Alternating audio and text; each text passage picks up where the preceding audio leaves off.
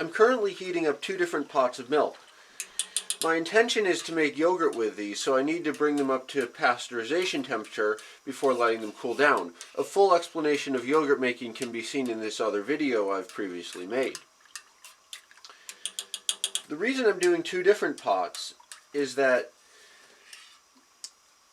there's this theory I want to test. Sometimes we have milk that's starting to go bad and we'd like to use it up, and my mom really likes to make yogurt with fresh milk that we get the day before, which is this pot over here. This one over here is the stuff I got last night. Whereas this pot over here is stuff I got on, I guess, 5 days ago. So it's not going bad yet, but I had an uncle who made some yogurt with milk that was just starting to go bad, and he said it turned out fine. My mom thinks you need to use fresh milk, which, I don't know. So that's what I'm doing with this experiment. I have milk that's older. It's maybe not quite going bad, but it's probably getting pretty close. This was raw milk, and that's why I need to pasteurize it.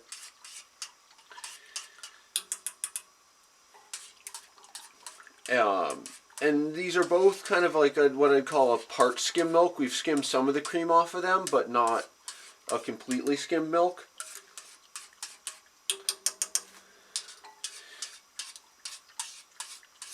And in this thing, I'll only be heating up to about 165, which is what I'd say we traditionally use to pasteurize the milk. Even though more recently we've started heating up to about 180 degrees Fahrenheit because it seems to work a little bit better, but because in a sense I want to test the extreme a little bit. I want to see if it works with the lower temperature.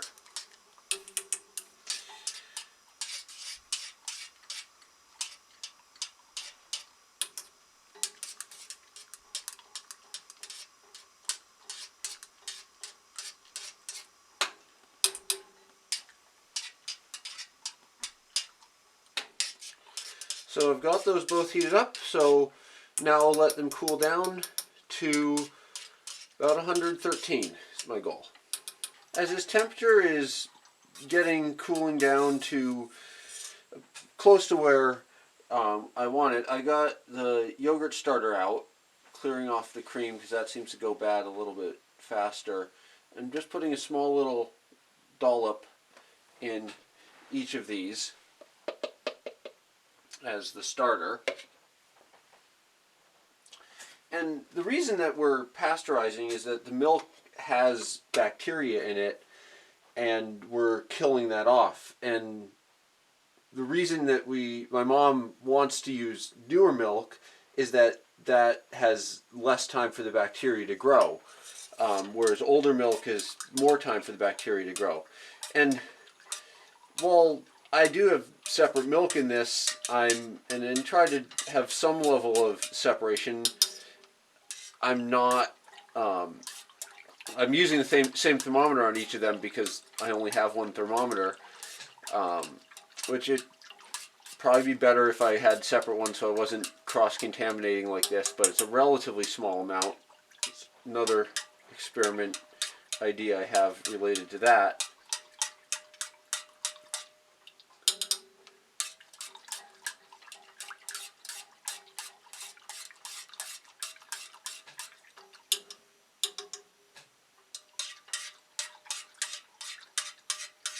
I'm also just using these containers out of our storage, and we do wash them well before we put them away, but there's the potential that in the pots, I didn't wash them before all this, just what it is. So there is still the potential that this isn't a perfect experiment, but it's the level of experiment I was willing to put effort in for.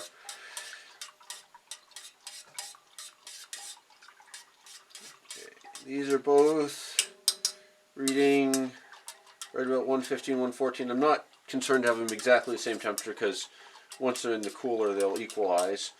I will generally weight down a little bit more, just more down to 113 on this temperature thermometer when I'm making it. but I think I've gotten right about there.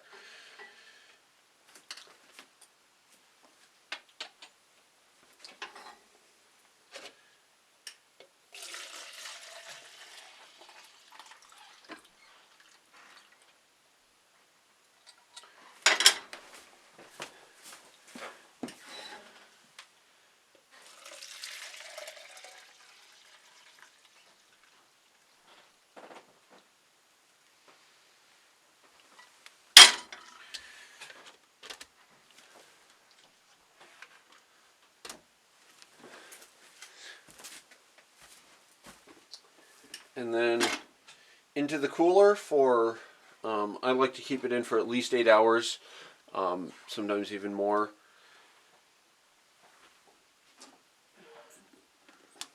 To let them sit and let the good yogurt bacteria do its work.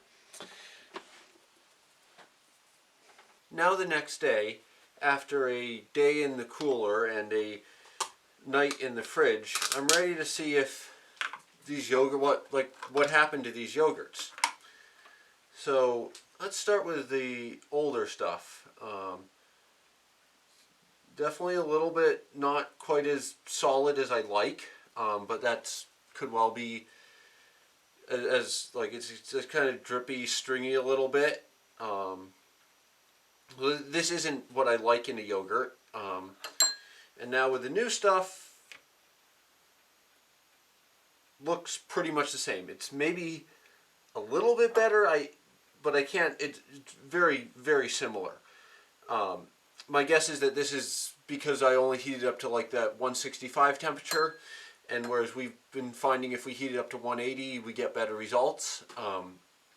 While these seem to be very similar, I intend to do this several more times before I have kind of a final result to see if there is, and I'll probably try it at 180 degrees as well, just to see if once or twice maybe it happens like this time they're the same, but previously, but like maybe at a different time they're not the same, because these were milk from like 4 days apart when I got them.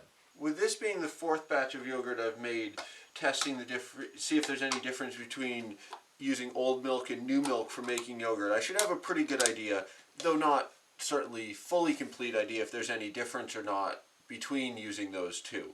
2 of the batches I've done to the low temperature, and 2 of the batches, including this one, I've brought up to 181 degrees for pasteurization. The other one, as I did in the first one, had pasteurization, just not to the higher temperature. And so this is the old stuff with milk that was 5 days older than the new milk. And for all these 4 tests, it's been either 4 or 5 days. The new milk is either 4 or 5 days newer. This is a little bit, and the new milk was always kind of gotten about 12 hours before I started the experimentation, with that 12 hours being used to let the cream settle off, which I then skimmed off. So all of these are kind of that part skim. There is some cream on them still.